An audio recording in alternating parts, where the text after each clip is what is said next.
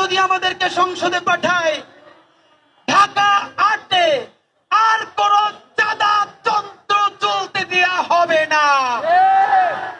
যেইখানে চাঁদা শুনবো, আপনারা দেখেন না আমরা কি পারি না পারি, গত ১.৫ বছরে দেখেন নাই? এই ওসমান হাদি এবং তার ভাই বোনেরা আল্লাহ ছাড়া এই জমিনের নিচে আর কাউকে ভয় পায় না।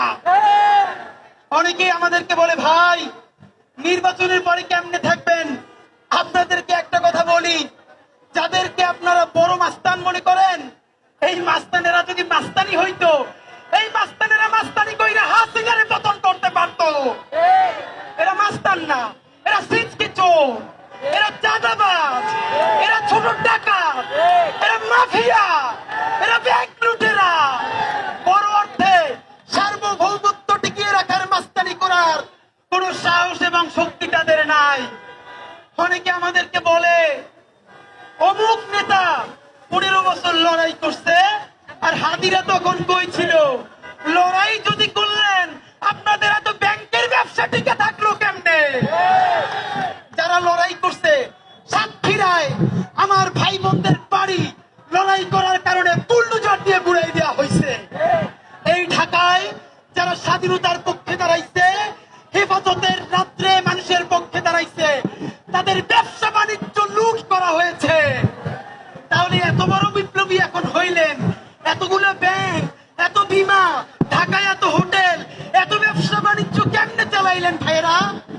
এইসব কথা বলে আমাদের পিছনে লাগে লাভ নাই।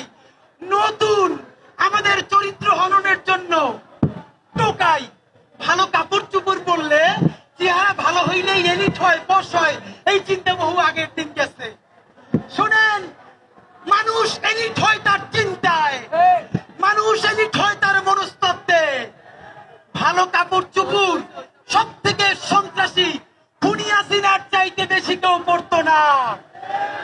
৮০০ ভরি স্বর্ণ খুনি হাসিনার ছিল। এর মানে সোনাদানা দিয়ে যদি এলিট হয়, হাসিনার চাইতে বড় কোনো এলিট নাই। নতুন এলিট সম্ভ্রান্ত, সম্ভ্রান্ত এবং সম্মানিত, এর সংজ্ঞা ঠিক করবে। কে কত সৎ, দায়িত্ব নিয়ে বলছি, চ্যালেঞ্জ করে বলছি। অনেকে বলেন আমরা নাকি সততা সেল করি। ভাইয়েরা, সততা বেচি বেচি বলতে কোনো দ্বিধা নাই। যদি সাহস থাকে আপনারাও সততা বিক্রি করে দেখান।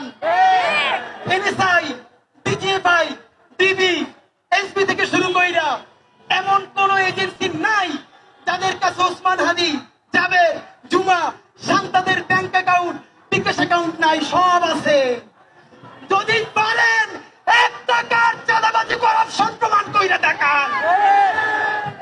বাংলাদেশে এখন পর্যন্ত কোন মাফিয়ার এত টাকা নাই যেই টাকা দিয়ে আমাদেরকে কিনে নিতে পারবে ইনশাআল্লাহ। আল্লাহ যতদিন বাঁচায় রাখবে।